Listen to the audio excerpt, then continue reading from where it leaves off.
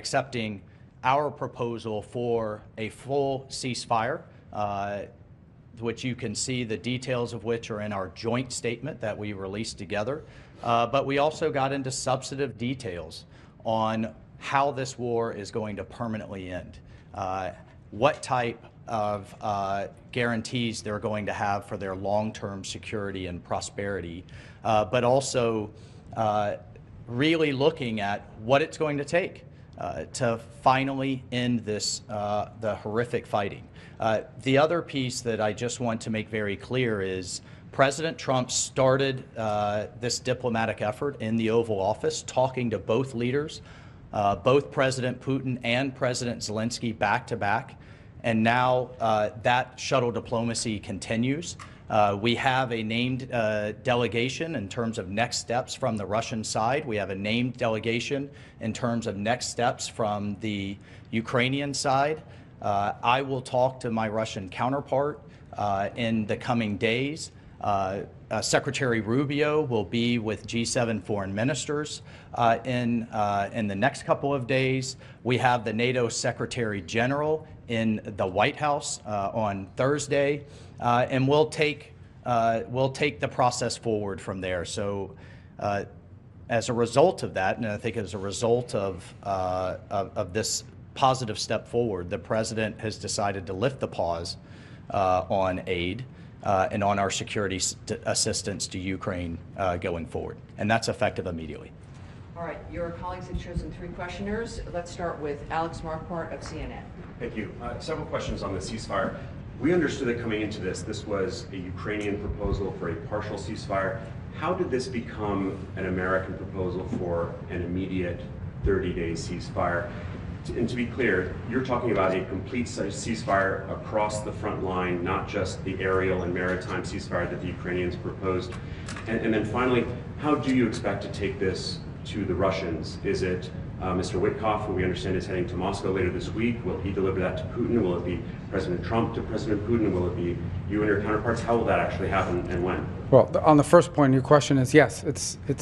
That's the offer. The offer is to stop the shooting. The goal here is the only way out to end this war is to negotiate out of it. There's no military solution to this war. The solution to this war and the way to end it and to achieve the president's objective of peace is to negotiate.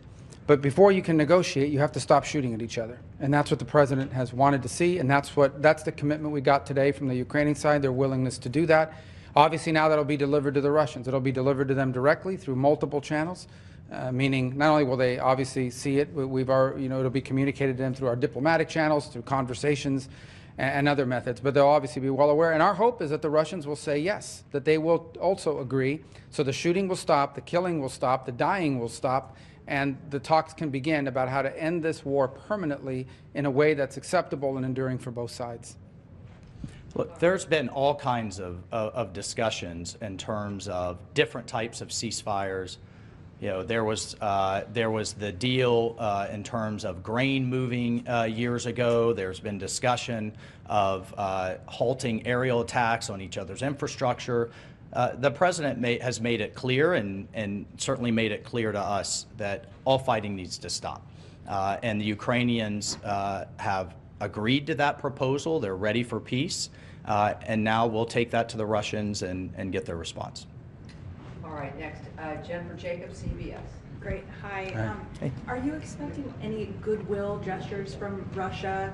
Do you have a deadline in mind for when you're hoping for them to reciprocate on that? Those 2 things. Well, we're going to take the offer to them. We're going to tell them this is what's on the table. Ukraine is ready to stop shooting and start talking.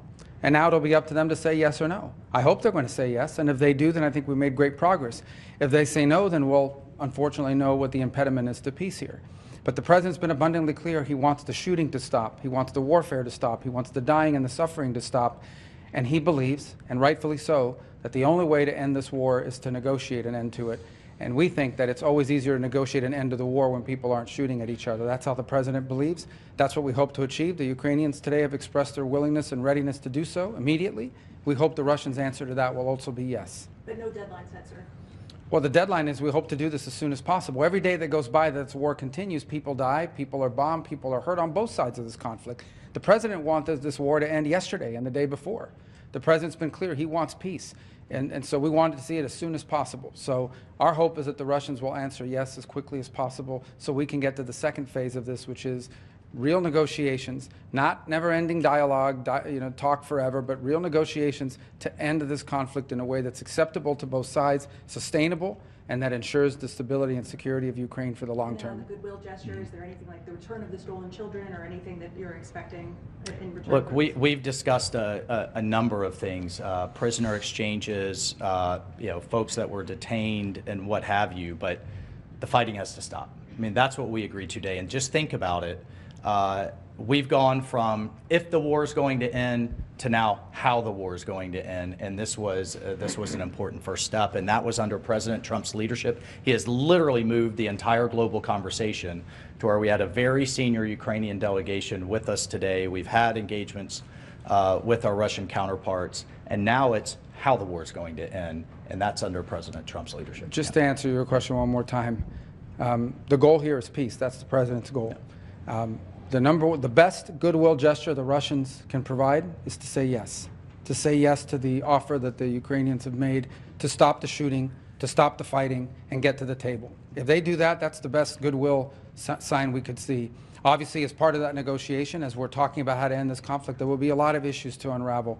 Among them, not the least of which is the humanitarian concerns, the children, the prisoners of war, all the things that sadly come with these conflicts. But the number one goodwill gesture we could see from the Russians is to see the Ukrainian offer and reciprocate it with a yes. All right. And next, for Reuters, Daphne Saladakis. Thank you so much.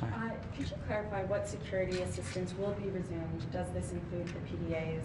And why wasn't the minerals deal signed today? What are the outstanding issues there? And if I may, is the relationship with Ukrainian President Zelensky back on track? Do you back him? Well, let me answer the second or the third. You had two, and then I'll let the security advisor talk about the defense and security assistance. On the second question, well, let me answer first on the minerals deal. As part of our communication today, that is something that was negotiated through our Treasury and his counterpart on the Ukrainian side. And so the president, and you see that expressed, both presidents will instruct the appropriate members of our governments to bring to finality the signature of the deal and the signature of this agreement. So that was communicated today, and that's going to happen. That was not the subject of our talks today. I thought I expressed that on our way in. We were here in pursuit of peace. That doesn't mean the minerals deal is not very important. It most certainly is, and we expressed that today in the statements we put out jointly, that the president, our respective presidents, have instructed the appropriate members of their governments to bring this to finality and to conclusion. The second part of your question was? Does the security assistance include? No, there was one after that. And the Zelensky relationship There we go. back on track? Yeah. What's back on track here, hopefully, is peace. That's what matters the most. I know everyone's looking for who likes this is serious stuff, okay? This is not Mean Girls. This is not some episode of some television show. This is very serious. Today people will die in this war. They died yesterday, and sadly, unless there's a ceasefire tonight, they'll die tomorrow. The president wants that to stop. That's what he's interested in here. That's why we came here. That's why we're grateful for the Kingdom of Saudi Arabia hosting us here. And what we leave here with today is a commitment that the Ukrainians are ready to stop fighting. They're ready to stop the shooting so that they can get to the table and bring about peace for their country and for the world on the security. Well, I mean, I just can't echo enough. President Trump's president of peace. That's what he's demanding, and he's willing to take tough measures on all sides to drive that home. And in terms of the security assistance, it's the current Presidential Drawdown Authority. I'll refer to the Defense Department on the eaches of what munition was where in the process, but it's the current PDA that will proceed to the Ukrainians. All right, everyone, thank you. Thank you. Thank you very much. Thank you. Thanks for Effective your immediately. patience and. Yeah. Thanks for your patience. Yeah. You guys are all. So long. We didn't get this for like At least we have something recording.